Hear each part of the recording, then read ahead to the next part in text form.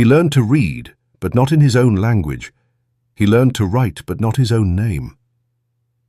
In the late 19th century, as the Russian Empire expanded deep into Muslim lands from the Kazakh steppes to the ancient cities of Bukhara, Tashkent, and Kazan, the classroom became a battlefield. The empire no longer fought with swords, but with syllables. Arabic script was replaced by Cyrillic. The Quran was replaced by primers of loyalty to the Tsar. This is not just a story of education. It's a story of erasure and endurance, of how Muslim communities resisted the quiet violence of empire through faith, language, and learning. Welcome to Sands of History, where we uncover forgotten chapters of our world stories of culture, power, and resistance that shaped entire civilizations. If you find value in what we create, please like, share, and subscribe, and consider supporting us financially through the links in the description below. Your support keeps historical storytelling alive. When we think of colonialism, we often imagine armies, flags, and borders. But in the Russian Empire's conquest of Muslim lands, the true conquest began in the classroom. In places like Kazan, Tashkent, and Orenburg, Russian officials established schools where Muslim children were taught not the language of their ancestors, but the language of their conquerors. The goal was simple: to reshape identity, to sever a child's connection to their spiritual and cultural past, and to replace it with loyalty to the Tsar and the empire. As historian Adib Khalid wrote in Making Uzbekistan, education became the front line of empire. These words capture the essence of Russia's colonial mission, the belief that cultural domination could be achieved through pedagogy rather than force. The Imperial Mission. After conquering Central Asia in the 1860s and 1870s, the Russian Empire faced a question: how do you govern millions of Muslims whose faith, language, and customs differ from your own? Military rule alone was not enough. The answer lay in re-education. The empire introduced a system of Russo-native schools, Rusko-tuzemnie shkoly, government schools meant to civilize the local population. Children were instructed in Russian language, Russian history, and orthodox moral values. The Arabic script was often banned or discouraged, and Quranic education was portrayed as backward and superstitious. As Robert Cruz explains in For Prophet and Tsar, the classroom became a theater of empire, where loyalty to the Tsar was recited as a prayer. In these schools, Islam was not simply ignored, it was pathologized. Teachers described it as an obstacle to progress. The empire's goal was to produce Muslims who were obedient subjects, not devout believers.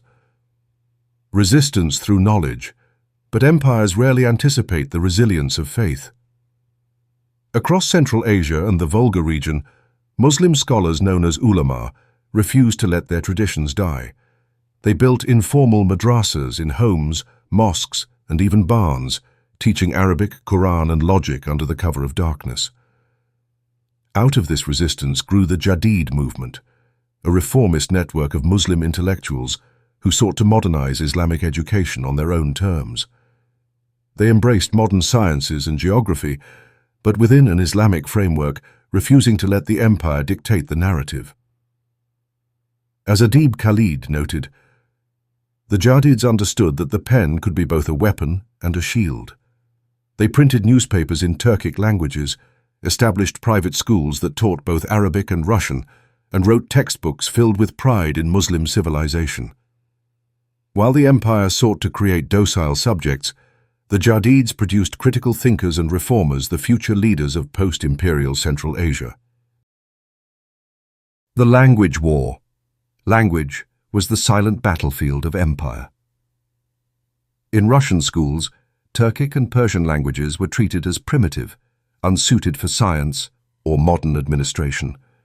Students were told that to be civilized, they must abandon their mother tongue.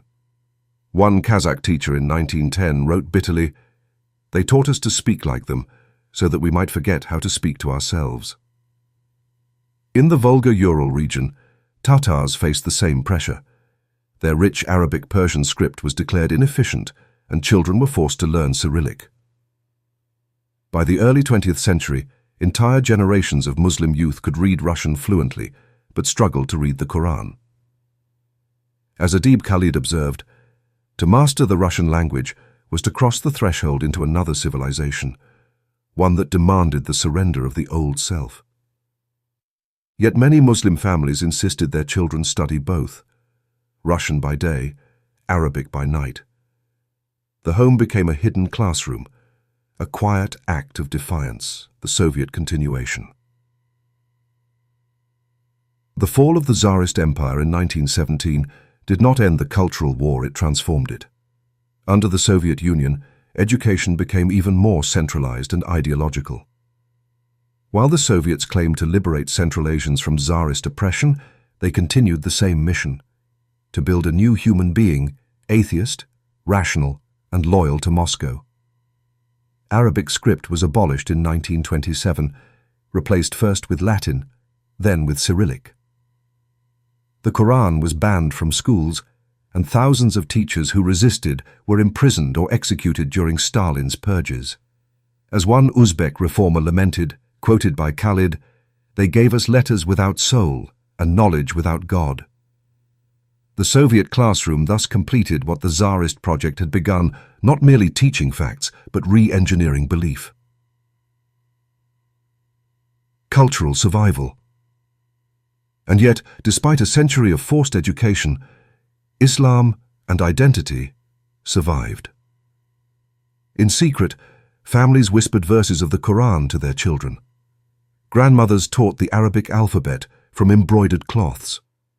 Folk songs and poetry carried the memory of the faith when books could not.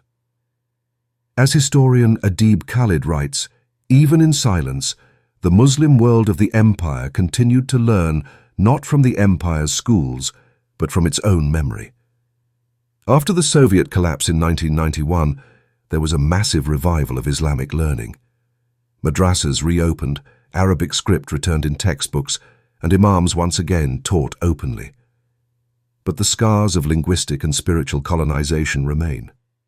The loss of script meant the loss of access to centuries of Islamic scholarship, a wound still healing today.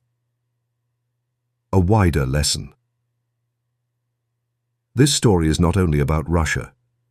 It is about every empire that used education as a tool of domination, from the British in India to the French in Algeria.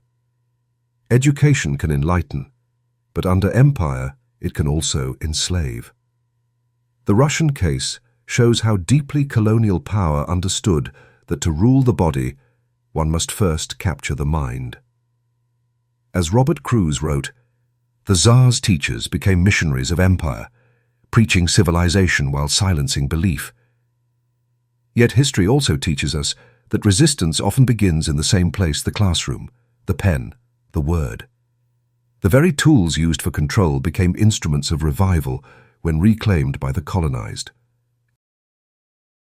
Conclusion. The story of forced Russian education in Muslim lands is a story of erasure, but also of endurance. It reminds us that knowledge, when controlled by empire, becomes a weapon. But when reclaimed by the people, it becomes freedom. Today, the descendants of those students continue to rediscover their lost languages, their forgotten books, their silenced prayers. The empire that sought to rewrite their history is gone, but the written word, the Quran, and the memory of their scholars endure. If you found this story meaningful, please like, share, and subscribe to Sands of History, where we bring you forgotten voices and stories from across the world. You can also support us financially through the links in the description. Your help allows us to continue producing deep, thoughtful storytelling. Thank you for watching. Until next time, keep questioning, keep remembering, and keep learning.